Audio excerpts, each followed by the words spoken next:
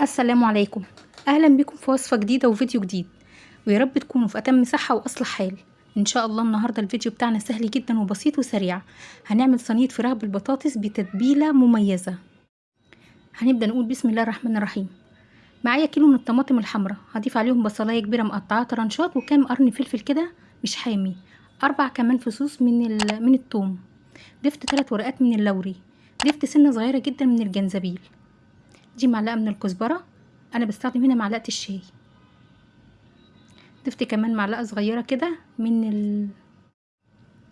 ضفت معلقة صغيرة من الزعتر، معلقة فلفل اسمر مطحون، دي معلقة بهارات فراخ، معلقة صغيرة جدا من الشطة، والشطة هنا اختياري. طبعا انا هنا ما ضفتش بصل بودر او توم بودر لان انا ضايفة بصل وتوم فريش. ضفت كده ربع كوباية من الزيت، وضفت كمان مكعب مرق الدجاج، وضفت كمان 3 حبايات من حبات الكوبيبة الصيني اللي هي البهارات الحلوة، ضفت معلقة كمان من الملح. خدت كل المكونات دي وخفقتها في الخلاط. طبعا لو عايزه التتبيله بتاعتك مززه او الخضار طعمه مزز ممكن تضيفي معلقتين كبار من الخل مع ليمونتين. نزلت نص التتبيله بتاعتي على الفراخ، والنص التاني هخليه معايا. هنشوف هنعمل بيه ايه دلوقتي. طبعا هسيب الفراخ بتاعتي دي لمده ساعتين تتبل، وممكن تعمليها من بالليل للصبح. كل ما قعدت في التتبيله كل ما تديكي طعم حلو. معايا هنا دي بطاطس انا مقطعاها بالشكل ده، هضيف عليها بقى طرنشات او حلقات كده من الفلفل الرومي اللي مش حامي.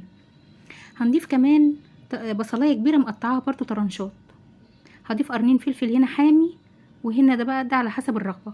ودي نص التتبيله اللي معايا. هبدا اقلبها كده في الخضار زي ما انت شايفه.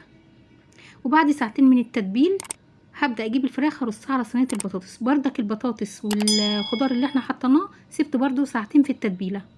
هبدا ارص الفراخ زي ما انت شايفه بالشكل ده.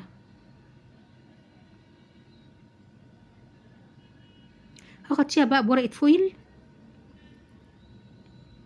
واقفل عليها كويس عشان اكتم البخار جوه الصينيه.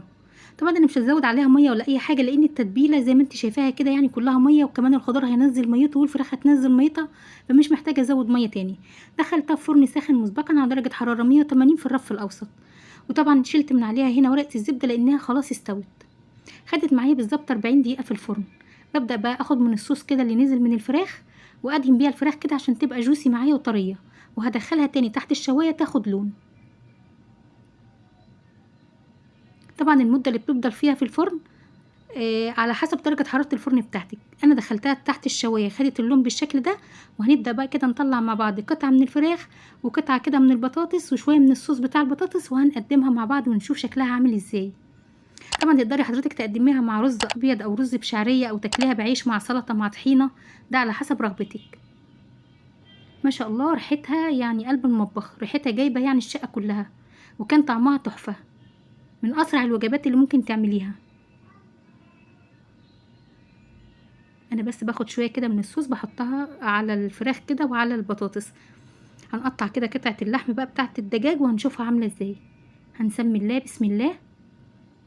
ما شاء الله مستويه جدا.